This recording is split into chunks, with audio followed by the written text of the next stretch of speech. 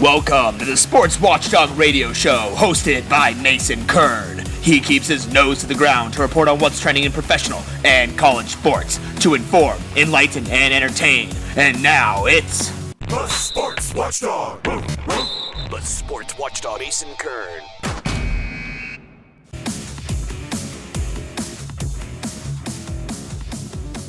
Hey everyone, welcome to the Sports Watchdog radio show on NBC Sports Radio AM 1060 Phoenix. I'm Mason Kern here with you every Sunday from 7:30 to 8 a.m. and I'm certainly glad you joined me today. As always, I have some great stuff in my kennel. Today we'll be talking to the 9-time NBA All-Star and Hall of Famer Dominique, the human highlight film Wilkins, professional boxer and former WBA title holder Austin No Doubt Trout, and 2-time All-Pro NFL running back Christian, the Nigerian nightmare Okoye. I'll also be covering some sports hot topics and, for you basketball-specific fans, interesting happenings on the hardwood. Now, we begin with what was the craziness of this week's NBA trade deadline. After what was preeminently declared as a slow NBA trade season, on February 8th, which was the day of the deadline, the NBA went into an all-out frenzy with a flurry of trades that has since seen the league maintain an entirely new face. The Cavs offloaded nearly their entire roster. The Lakers made moves clearing cap space for their future. The Kings, Jazz, Nuggets, Knicks, and Mavericks were all involved in multiple three-team deals. Even the Suns, Heat, and Magic got in on the trading frenzy. Stay tuned for the hardwood feature at the end of the show to find out the details of what deals went down during the NBA trade deadline. We now kick things over to Major League Soccer news. Former LA Galaxy midfielder and England national team captain David Beckham finally founded a football club, and Miami finally has an MLS team. It was announced this past week that an ownership group of Beckham, Marcelo Claure, the CEO of Sprint, Jorge and Jose Mas, leaders of Telemas, Masayoshi Son, founder and CEO of SoftBank, and Simon Fuller, an entertainment entrepreneur, comprised a plan to bring professional soccer to Miami. Although not many details have been released, it's been hinted that black and white will be a part of the team's color scheme. It's also been reported that the team is scheduled to play come 2020 at a temporary site until a permanent stadium is constructed by 2021. They'll start out in a 25,000-seat stadium in Miami's urban core, with plans also being developed for a privately developed training center and academy focused on developing local footballers. When Beckham signed his contract with the Galaxy back in 2007, there was a clause that would allow him to own a football club in MLS come his retirement. He exercised that option in 2014 and now finally has a football club to call his own. Shifting over to college football now, with NCAA football's National Signing Day having come and gone earlier this week, the nation's top college football programs were bolstered in some way or another. The top 10 recruiting classes at the end of the day in order go Georgia, Ohio State, Texas, Penn State, Clemson, Alabama, Miami, USC, Notre Dame, and Oklahoma. Having gotten a jump on the early signing period, Georgia maintained their strong recruiting class and edged out the number 1 spot over Ohio State. Number 8 USC and number 9 Notre Dame furthered their rivalry with recruiting classes very similar to one another, making this coming season a very interesting run for the rivalry. Bama signed the day's best player who hadn't signed yet, snatching the nation's number 5 recruit, CB Patrick Surtain Jr. from the likes of LSU and Miami. As always, hit me up on social media and let me know what you think about these and other trending sports topics at A Sports Watchdog on Twitter and at The Sports Watchdog on Instagram, Facebook, and YouTube as well. Now, speaking of social media, news was buzzing this week as San Francisco 49ers quarterback Jimmy Garropolo was re-signed and is now the highest paid player in the NFL. Jimmy G, as he's more commonly referred to, was signed to a 5-year, $137.5 million contract with the 49ers with $90 million guaranteed over a 3-year period. Now, there were obviously many reactions to this development, but one hilarious and interesting take said, Jimmy G has started less than 10 games in the NFL and now has 2 Super Bowl rings and the biggest contract in NFL history. A true inspiration to those that let their partners do all the work on their group projects. Now, most of the points made in this tweet are factual, but in all honesty, after Garoppolo's season with the 49ers, I can see why they're investing their future in this kid. He's the real deal. He's never going to get the start over Tom Brady in New England, and he even created controversy between Brady, Belichick, and Kraft as he was coined as the succession plan before Brady supposedly wanted him gone. The kid can play football. He just needs to remain healthy and stick to what he knows. All right, gang. The Sports Watchdog radio show on NBC Sports Radio AM 1060 Phoenix will be right back after this quick word. This Valentine's Day, here's a couple of things that'll help you make a lasting impression. A card and a love song to woo your sweetheart. Hallmark's vinyl record cards allow you to share both. Each greeting card comes with a vinyl record featuring music from Bruno Mars, Aretha Franklin, and NXS. Just remove the record, play it on any record player, and serenade your sweetie. Find them online at Hallmark.com. That's Hallmark.com. Hello and welcome back. Thanks for tuning in to the Sports Watchdog Radio Show. As always, I'm your host, Mason Kern, and with us now is a very special guest. That would be 9-time NBA All-Star Dominique Wilkins, who in 2006 was inducted into the Naismith Memorial Basketball Hall of Fame. Both on and off the court, Dominique has cemented his legacy as a true ambassador for the Atlanta Hawks, the NBA at large, and the various philanthropic causes he champions. During his storied 15-year NBA career, Dominique earned the moniker of the human highlight film based on his ferocious dunking ability. In the 1985 and 86 season, Dominique led the league in scoring, averaging 30.3 points per game. To this day, Wilkins ranks 13th on the NBA's all-time scoring list with a staggering 26,668 points. Today, Dominique has since had his number 21 Atlanta Hawks jersey retired in Phillips Arena, and a memorial statue of him adorns the front of the venue. He now has a unique position with the Hawks, splitting time between the front office as Vice President of Basketball Operations and the broadcast booth as a Hawks game analyst for Fox Sports South. On the personal front, Dominique also has diabetes and sadly lost both his father and grandfather to the disease. As a result, he strives to maintain control over his own battle with diabetes, focusing on his diet, exercise, and utilizing new technologies to help him maintain a healthy, active lifestyle. So Dominique has kindly joined us to discuss his life with diabetes and innovations helping him maintain control. Of course, we'll also be touching on his venerable career and even the current state of the NBA as well. Hey Dominique, thanks for joining the Sports Watchdog Radio Show. It's really great to have you with us. Thanks for having me. Of course, like I said, such a pleasure to have you on. So, first off, many may be learning for the first time that you and your family have been so affected by diabetes. So, at what age were you diagnosed with the condition, and how did you come to terms with that as an athlete whose very career and livelihood depended on physical health and well-being? Well, I found out at age 40 that I was diabetic, and my father, who was a diabetic, and grandfather both passed from diabetes. Someone in my family was bound to come up with it, and out of 8 brothers and sisters, I'm the only one to have it. But it's a lifestyle-changing experience, and I've learned to cope with it by managing it the right way. Now, I understand that you use a technology called the Dario blood glucose monitoring system. So, can you tell us about that device and why it's such a key advancement for those struggling with diabetes? Well, the Dario device system is just another option to use in managing your diabetes. It's a little monitor that you can use on your smartphone, and it also comes with a testing strip. So it makes it easier for travel, especially when you travel as much as I do. It's a small device you can fit right in your shirt pocket, and it just helps in managing your diabetes a lot easier. Yeah, of course, and that kind of leads me to my next question, actually, especially considering that you continue to travel with the Atlanta Hawks for their games and including their road trips. How has the device helped you while you're on the go? Well, again, it just helps me keep a log of my sugar levels, where you can keep a log of that to send to your physician, and so he can see basically a portfolio of your health from a glucose monitoring standpoint. And the device is just a wonderful little device just to carry around, because it's not a big, bulky thing that you have to worry about when you're packing. But it also it's very accurate, and that's the thing that I like about it. Well, of course, that accuracy is definitely a big advantage to the Dario machine, of course. But beyond that amazing technology, how else do you manage your diabetes and continue to live the lifestyle that you want? Well, the thing is, you just got to make sure you eat properly, but you got to get yourself physically moving.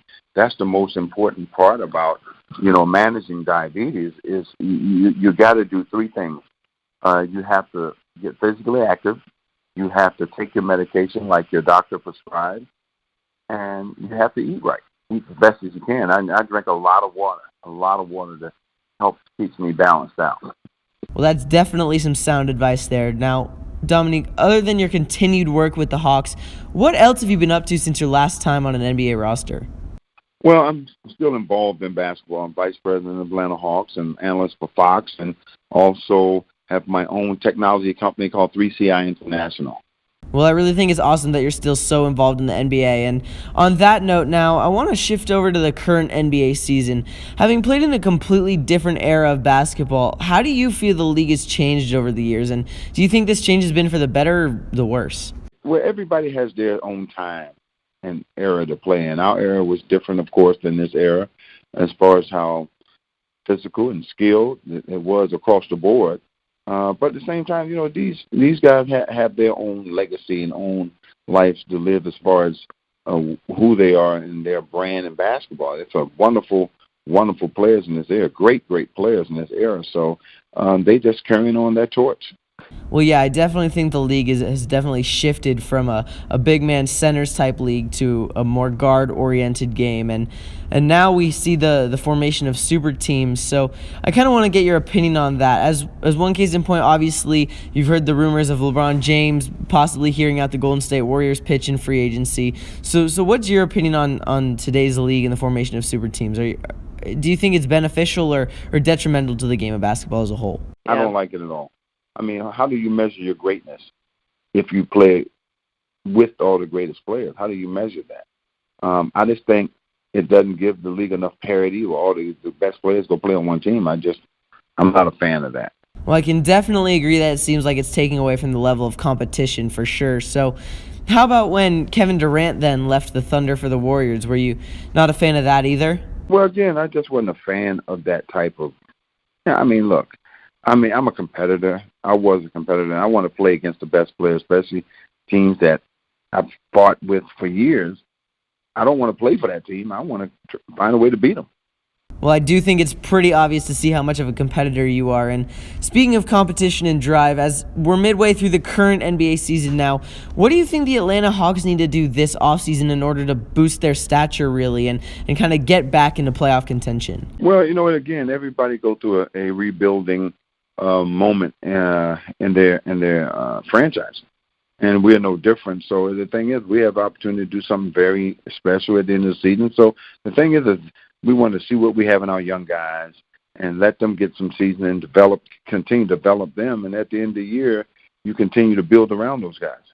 Well, Dominique, if they continue on the rebuilding track they're on, we'll have to just wait and see if they can find some sort of success building around Dennis Schroeder and their other pieces in the near future. And now, lastly, thank you again so much for taking the time today. Do you have any NBA playoffs predictions for this season? This is one of the seasons I have no idea. but Golden State going to be the team to beat, that's for sure. Of course, I would definitely agree Golden State is the team to beat, but, you still have the likes of Boston in the East and now a revamped Cavs roster since the NBA trade deadline acquisitions, and then you also have the Rockets and Spurs out west, so this year's playoffs will definitely be interesting. Well, Dominique, like I said, thank you so much for taking the time. Really appreciate all your insight. Our listeners really appreciate it as well. Where can they go to find more information about you and the Dario blood glucose monitoring system? Go to mydario.com. All right, everyone, the Sports Watchdog Radio Show on NBC Sports Radio AM 1060 will be right back after this short break. These days, we're all sitting more than ever, which can wreak havoc on our bodies, especially those weighing over 200 pounds. Desk Jockey's extra large seat cushion is super comfortable, providing support and back pain relief. It's made with a proprietary therapeutic-grade memory foam that's molded into an extra wide, thick, and contoured cushion perfect for users up to 500 pounds. You can find it at Amazon.com and DeskJockey.net. Hey there, and welcome back. You're listening to the Sports Watchdog Radio Show on NBC Sports Radio AM 1060, and I'm Mason Kern, your dutiful host and the Watchdog himself. Happy to have you with me. Now entering the ring is world champion boxer Austin No Doubt Trout. This 34-0 Southpaw champion, who boasts 17 wins by knockout, first stepped into the ring at the age of 10 and never looked back. Having won multiple career titles, Austin's biggest fight came in 2012 when he defeated Miguel Cotto in a unanimous decision, from which he secured the WBA World Super Welterweight title. Austin's next scheduled fight will be this coming Saturday, February 17th, against Juan de Angel at the Don Haskins Center in El Paso, Texas. So excited to see what's on his mind about that. We'll also discuss Austin's role with Team USANA, the athlete sponsorship program for the Global Health and Wellness Company, USANA Health Sciences. So let's dig in. Hey, Austin, welcome to the show. How you doing, man? Thank you for having me. Yeah, thanks for coming on again. Appreciate it. So first off, Austin, let's just talk about your fight that's coming up on February 17th. Can you give our listeners a taste of what they can expect from the bout come fight night? Oh, it's going to be a good night of action. We've been working out real hard to make sure that we could push anybody to the limits and past their limits, and also to make sure that no one could push me past my limit. So, it's going to be fireworks. I get to fight in front of a home crowd, which means the energy is going to be crazy in the building. Yeah, definitely. I mean, especially because, like you said, you are fighting in front of your home crowd. Can you tell a little bit more about what that means to you, having the ability to fight in front of them? Well, as a little boy, you always had a dream of fighting in front of a pro Trout crowd or a pro U crowd, and it doesn't get more pro Trout than coming home to where you're from, where you started. So, having the crowd behind me is going to be something I haven't had in a long time, and definitely not in this extremity. So I'm very excited. It means the most to me. It's like a dream come true. Yeah, definitely. That's definitely incredible. Now, like I said before, you're partnered with Team USANA. So what can you tell us about your partnership with them? Well, USANA they just have really good products, man. Me as being an elite athlete, to kind of get something that's going to give you the edge in the best natural way, that's USANA all the way around. I need it for my recovery. It's great for recovery, my digestive system. Most of the sicknesses start in the stomach, and they really do focus on getting your stomach and your digestive system right. So that way you can absorb the nutrients that you'll need to use to push yourself every day. Needless to say, I'm a fan of USANA.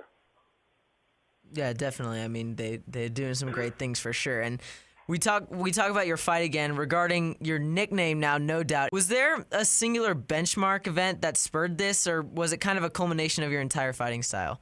Well, the thing about No Doubt is when I was in Olympic trials in 2004, I was really unknown. No one knew who I was, and I kind of came on the scene late and shocked everybody by surprise. And one thing I kept hearing was, I doubt he does anything in this tournament. I doubt he makes it past first day. I doubt this. But then, the super heavyweight Olympian who was already, a lock for the team, I remember he saw me fighting. He's like, "Yo, Trout, you about to win all this, son, no doubt." Yeah, No Doubt Trout. And I was like, yeah, I like this. I kept with it because the whole time I never had doubt in myself. I never had doubt in my God. I never had doubt in fate that this was where I needed to be. Well, yeah, I definitely think that's very fitting for sure, especially because so much confidence obviously comes involved with fighting. And obviously boxing is a very demanding sport, both physically and mentally. So what does training, nutrition, and even the mental preparation look like in the weeks and days leading up to a fight? Well, it's all very calculated. Timing is just as important as whatever chemical makeup you're putting inside your body. When you do it is all very important. And also timing with your workouts, when you eat and when you need to recover and things like that. And the most important of all of it is really your mental. And when you're doing all those things right, you're working out right, eating right, it helps you get the confidence that you'll be okay, no matter what kind of storm you have to go through. Yeah, definitely. I mean, training and nutrition is all extremely important. Lastly, Austin, thank you so much again for your time. After this fight is won and is in the books for you, what's next in terms of your fighting career? I'm never trying to overlook what is in front of me, but, I do have plans and goals, and my goal is to be a world champion in 2018. So, after this fight, I'm looking for a name, and after the name, I'm looking for a belt, or you could just fast-track me right to the belt, held by somebody with a name. You would knock two birds out with one stone. There you go, everyone. Austin No Doubt Trout looking for a belt. Well, Austin, thanks for coming on today. It's definitely no doubt our audience loved hearing from you. So where can we go to find more info about Team USANA Initiative and really yourself as well? You guys can follow me on social media, Facebook, Instagram, Twitter, at No Doubt Trout. And it's me, so if I don't get to you right away, forgive me. It's just one person. Well, there you go, guys. Hit him up on social media. Thank you again, Austin. All right, everyone, the Sports Watchdog Radio Show on NBC Sports Radio AM 1060. We'll be right back at you after this short break. All right, next up, we have a fun guest interview feature, a lightning round segment with sports figures for some fast and furious insights. So today's lightning round guest is Christian Okoye, a former all-pro running back for the Kansas City Chiefs. Known as the Nigerian Nightmare, in 1987, Christian was a second-round draft pick for the Chiefs. During his 7 seasons, he set a number of rushing records for the organization, including total yards, attempts, 100-yard games, touchdowns in a season, and attempts in a single game. He was also the first Chief to rush for 1,000 yards for more than one season. Christian's outstanding 1989 season culminated in an array of awards, including Running Back of the Year and First Team All-Pro, which he earned twice. The NFL Players Association also named him the AFC MVP, and he received the Mackey Award for most touchdowns in the AFC. Christian also garnered MVP honors from the Kansas City Chiefs, and the Quarterback Club of Washington, D.C. also named him League MVP. Off the field in 1990, he founded the Christian Okoye Foundation to help underprivileged children, and in 2006, he became the founder and president of the California Sports Hall of Fame. And now he's here for our lightning round Q&A. Hey, Christian, welcome to the Sports Watchdog radio show. Well, thank you for having me. Yeah, thank you again so much for being on today. So to start, let's talk about your early Olympic aspirations. I understand that you were extremely talented in discus and shot put and hammer, but fate didn't send you in that professional direction, and you gravitated toward football instead. So what was it like making both that mental and physical shift? It was very difficult and frustrating, of course, because my background, as you said, was track and field. So I had worked extremely hard and looking forward to participating in the Olympics. And when that didn't happen, the depression and frustration kind of set in. But lucky enough, I had some friends, some good friends out of my old college, Azusa Pacific University, who told me that I should try out for football. But the game, it was a problem for me because I didn't play the game. So I wasn't very familiar with it. But, with their help and the coach's help, I fit in.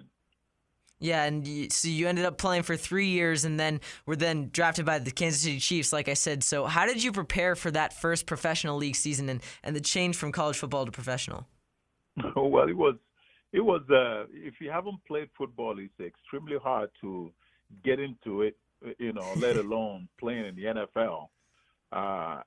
So coming from a small school, it was a big jump for me to play in the NFL. But I decided if I'm going to give this a trial, what I needed to do is make sure that I know the plays and know the system and familiarize myself with everything about, what I'm supposed to do. The physical aspect of it was easy because I considered myself an athlete, but mentally, I had to be there, and that's the toughest time for me.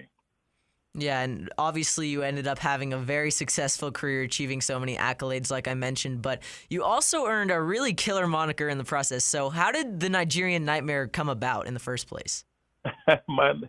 My nickname started by my teammates. It was my quarterback, Bill Kenny, and Irv Eatman. Bill Kenny was calling me the Nightmare, and Irv Eatman added the Nigerian Nightmare. Yeah, so that kind of took off by with the help of NFL. Yeah, it's definitely very suiting. And I kind of want to shift over to this past NFL season now, Christian. Obviously, the game has changed so much since your time in the league, but do you think these changes have been for the better or for the worse of the game, for the game of football as a whole, really? Those people that played football and grew up with football will say, "No, it's not good for the game."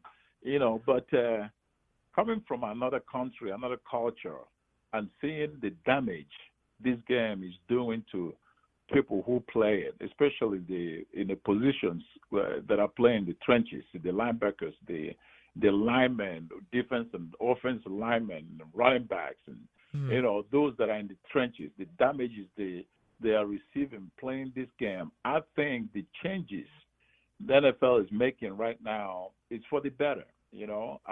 Guys are playing longer, and they can play longer if when they're healthy.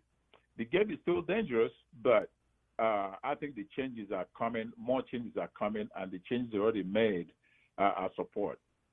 Yeah, definitely. And lastly, Christian, thanks again so much for your time. With the many image problems now, the NFL, based on all the controversy from this past year, What do you think the NFL should do in terms of reestablishing positive perceptions in order to boost their ratings? Because this is the lowest ratings the Super Bowl has ever had. So what, in your opinion, do you think they could do to change that? I think NFL is all about money. They concentrate so much on the business part of it and forgetting, the fans and people that play the game. Look at NBA. NBA is growing in popularity, because they are thinking about the fans. NFL needs to think more about the fans. They're making enough money. Nothing is going to break that. But I think they should be able to kind of reach out and do more, for the community and show more how people can enjoy the game, not only paying, buying this and buying that and spending this and spending that. The concentration is more on that. Definitely, and thank you again so much, Christian. Well, thank you for connecting with us today. Where can listeners go to keep up with you and get more info? Yeah, I have a lot going on right now with my foundation, and of course, I just came out with a phone cover which charges your iPhone. They can go to christianokoye.com and get all the information. Well, there you go, guys. Make sure to go check out Christian's website, christianokoye.com, to find out more info there. Thank you again, Christian. All right, everyone, the Sports Watchdog radio show on NBC Sports Radio AM 1060. We'll be right back at you after this. Whether you're eating healthy in the new year, celebrating birthdays, or gifting just because, Grubhub e-gift cards complement any occasion. They're customizable, paired with personalized messages, then sent by email or printout, and redeemable right away to easily find and order food from over 1,100 U.S. cities. Grubhub e-gift cards never expire and can be used for delicious orders through the Grubhub.com website or mobile apps. Search by cuisine, restaurant name, or menu item. You ready to hoop it up? This is Happenings on the Hardwood. Now, as always, at the end of the Sports Watchdog radio show here on NBC Sports Radio AM 1060, we're going to outlet over to some basketball. So, like I mentioned earlier, the NBA trade deadline has come and gone, so I want to take a much deeper look at how much different the surface level of the league looks. Now, at a time when many people thought this year's deadline would be slow with little action, the league blew up out of nowhere. It's obvious that the Cleveland Cavaliers have been struggling as of late, and as a result, they completely blew up ship without sacrificing this year's playoff aspirations in the process. The frenzy started with a deal between the Cavs and the Los Angeles Lakers that saw LA's Jordan Clarkson and Larry Nance Jr. get swapped for former All-Star Isaiah Thomas, Channing Frye, and the Cavs' protected 2018 first-round draft pick. But that wasn't all. In a three-team deal between the Cavs, Utah Jazz, and Sacramento Kings, Utah's Rodney Hood and Sacramento's George Hill went to the Cavs, while Cleveland's Jay Crowder and Derrick Rose went to the Jazz, and Utah's Joe Johnson and Cleveland's Iman Shumpert went to the Kings. Utah reportedly intends to waive Rose, and if he clears waivers, Minnesota is a top contender for his services. He'd be a good fit on the Timberwolves, in my opinion. Almost immediately after that, the Cavs sent Dwayne Wade back to the Miami Heat for a heavily protected second-round draft pick as they bolstered their team with young athletic wings and weren't really in need of Dwayne's services anymore. That pick was then immediately sent to the Kings as part of the aforementioned three-team deal. As Cavs trade rumors died down, the Denver Nuggets, Dallas Mavericks, and New York Knicks agreed to a three-team deal, which saw Denver's Emmanuel Mudiay go to the Knicks, Dallas's Devin Harris go to the Nuggets, and New York's Doug McDermott go to the Mavs. The Knicks and Nuggets also agreed to swap second-round picks in the deal. So Denver got New York's 2018 second-rounder via the Los Angeles Clippers, while New York got Denver's 2018 second-rounder via the Portland Trail Blazers. Now, speaking of the Blazers, they unloaded Noah Vonleh and cash considerations to the Chicago Bulls for the draft rights to Miljan Rakovic. The Blazers also received a $3.5 million traded players exception as a result of the deal. Lastly, the Orlando Magic and Phoenix Suns agreed on a deal that saw Orlando's Elfrid Payton go to the Suns in exchange for a lowly 2018 second-round draft pick via the Memphis Grizzlies. So I hope you caught up with all that, because the league definitely looks a whole lot different than it did before the trade deadline. Well, that's a wrap, everyone. Anybody wanting to connect with me, the Sports Watchdog, on Twitter can do so at @SportsWatchdog, and on Instagram, Facebook, and YouTube as well at The Sports Watchdog. So until next time, keep your eye on the ball. The Sports Watchdog. The Sports Watchdog, Ace and Kern.